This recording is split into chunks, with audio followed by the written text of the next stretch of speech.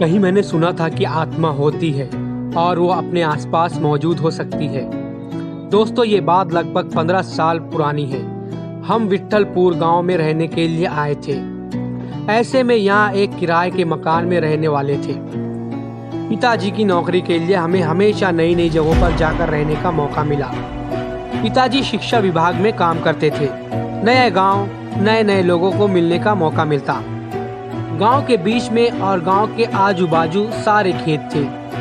गांव हाईवे से कुछ 4 मील की दूरी पर था। सभी यहाँ के किसानी करते थे।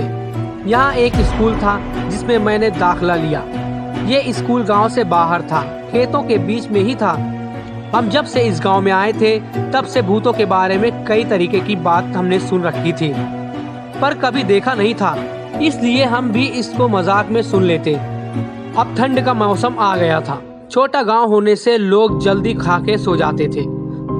कुछ लोग आग जलाकर रखते थे ताकि घर को गर्म रखा जा सके।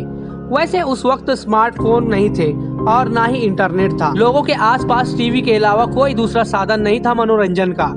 वो अमावस की रात थी। हम भी जल्दी खाकर सोने जा रहे थे, तभी बाहर से शोर सुनाई दिया। लोग खेतों की तरफ भागने लगे। हम भी पीछे गए। तभी हमारे घर का मालिक आया और बोला, बाबू, कोई गहरा संकट आने वाला है। पिताजी बोले, क्यों, क्या हुआ है?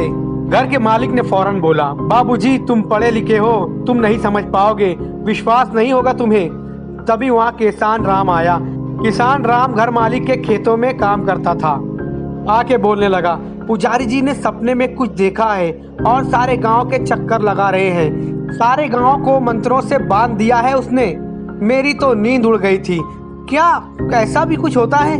मतलब मंत्रों से गांव को बांधना सुनने में भी अजीब लगता है, लेकिन बाहर आकर देखा तो ना मानते हुए भी यकीन करना पड़ा। देखा कि दूर खेतों में से जलती आग जा रही थी। सब लोग डरे हुए थे, न जाने कल क्या होने वाला था। हम सब वापस घर तो लौट आए, पर मन में एक ही सवाल था कि ऐसा क्या हुआ कि पुजारी को ऐसा करना पड़ा। सुबह सब मंदिर गए तो मैं भी गया। मंदिर के दरवाजे पे देखा कि पुजारी के पास लोग बैठे हैं। पुजारी बार बार पूछे जाने पर भी एक ही बात कर रहा था, स्कूल स्कूल स्कूल, इसका क्या मतलब है? ये सवाल थे सबके। अभी लग रहा था कि पुजारी नहीं बचेगा। डॉक्टर को बुलाने कोई गया था, पर तब तक देर हो चुकी थी। पुजारी नहीं रहा। उसका कोई सगा तो नहीं था, इसलिए कोई उसको देखने आने वाला नहीं था। तब सबने मिलकर उसका आखिरी अंतिम संस्कार भी कर दिया। उसका कार्यक्रम करके सब वापस घर पहुंचे तो शाम हो चुकी थी। सबको एक ही सवाल खाया जा रहा था कि स्कूल का क्या मतलब है जो पुजारी बोल रहा था। यह जो पुजारी था काफी ज्ञानी था। लोगों की बीमारियों को जड़ी बूटियों से ठीक करता था। कुछ लोगों के भूत भी भगाए थे, ऐसा सुना था। इसलिए पुजारी की बात सब मन पे ले रहे थे। उसने जो किया था गांव के भले के लिए किया था। दिन बीतते गए और पुरानी बातें भूल सब अपने काम में लग गए। गर्मी के दिन थे। शाम को स्कूल में साहब लोगों की पार्टी थी।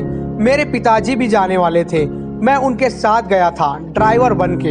हाँ, पिताजी को बाइक चलाना नहीं आती थी, तो उनको कहीं जाना होता तो मुझे साथ ले जाते। रात बहुत हो चुकी थी।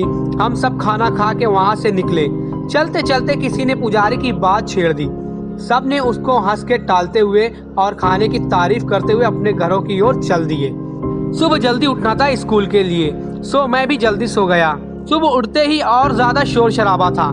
मालूम करने पर पता चला कि कल जिसने हम सब के लिए खाना बनाया था वो आदमी अपने सामान के साथ स्कूल में सो गया था। वो मर गया।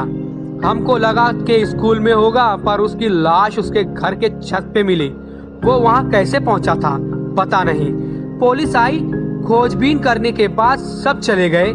इधर स्कूल के मेन गेट के नीचे वाली सीढ़ी पे खून से लकीर खींची हुई थी। किसी ने जानबूझकर किया होगा ऐसा, सब बोल रहे थे। पर वो खाना बनाने वाला कैसे मरा, ये बात इतने साल बीत जाने के बाद भी अभी भी राज है। एक रोज हम सब शहर गए थे। मेरे छोटे भाई की तबीयत कुछ ठीक नहीं थी। बस स्टॉप पे रात की आखिरी बस आके रुक गई। हम लोग वहाँ उतरकर कुछ 4 मील पैदल जाने वाले थे। वैसे ये कोई पहली बार नहीं था। हम पहले भी यहाँ उतरकर पैदल गांव तक जा चुके थे, पर आज बारिश हो रही थी, बिजली भी नहीं थी। यहाँ बिजली जाना बहुत आम बात थी। पिताजी ने छोटी टॉर्च सामने पकड़ के मुझे और मेरी माँ से चलने को कहा। हम सब पिताजी के पीछे चल रहे थे। अमावस की रात थी और मुझे याद है जब पुजारी मरा था वो भी अमावस की रात थी। कहते हैं कि अमावस की रात और रात के कुछ वक्तों का बहुत गहरा संबंध होता है। इन वक्तों में भूत पिशाच बहुत ताकतवर होते हैं। अपनी अधूरी इच्छा को पूरा करने वो निकल जाते हैं और उनके रास्ते में जो आड़े आता है उनको वो नुकसान पहुंचाते हैं। लेकिन ये सब बातें सुनी सुनाई हैं। मेरी दादी भी ऐसे ही हम सबको कहानियां सुनाती थी। तो अंधेरे में रास्ता निकालते हम आगे बढ़ रहे थे। रास्ता कीचड़ से भरा था। शायद रास्ते का काम चालू था। स्कूल आते ही पिताजी चौंक गए। मैंने पूछा, क्या हुआ पिताजी? पिताजी बोले, धीरे से बोल, वो देख, आवाज मत कर। देखा कि एक सफेद कपड़े में लिपटी हुई किसी की रूह थी। वो जमीन के ऊपर जैसे तैर रहा था। वो पैर नहीं दिख रहे थे। जैसे ही वो हमारे पास आया उसको देखते ही मेरे तो होश उड़ गए। उसका चेहरा इतना भयानक था कि सांसें अटक गई। मेरी माँ और पिताजी के साथ था मैं, इसलिए शायद मैं होश में था, वरना मैं तो मर ही गया था। लगा कि हम सब मरने वाले हैं। पिताजी और माँ भगवान का नाम ले रहे थे। छोटा भाई रो रहा था और मैं भी। कुछ समझ में नहीं आ रहा था। हम आगे जाने की कोशिश कर रहे थे कि यहाँ से जैसे तैसे भागा जाए, पर जा नहीं पा रहे थे। हमको बांध दिया था वहाँ।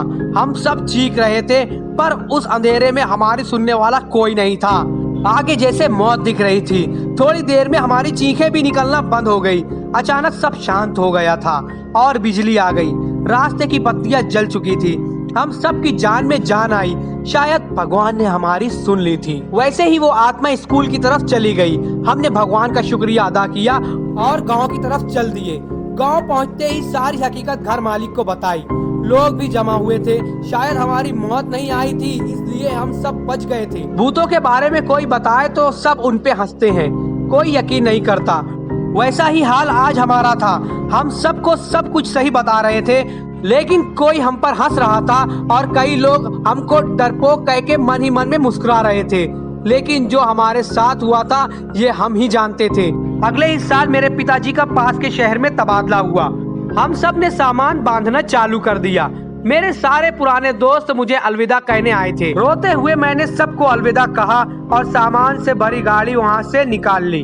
हम सब ने उस स्कूल को आखिरी बार गाड़ी से ही देखा और उस जगह को भी जहाँ हमारे साथ वो घटना हुई थी। हम सब ने अपनी आंखों से मौत को करीब से देखा था। वो रात हम जब भी याद करते हैं तो रोंगटे खड़े हो जाते हैं। नोट कर लीजिए। इस कहानी का स्टोरी पसंद आई तो प्लीज हमें सपोर्ट करें, वीडियो को लाइक करें और चैनल को सब्सक्राइब जरूर करें।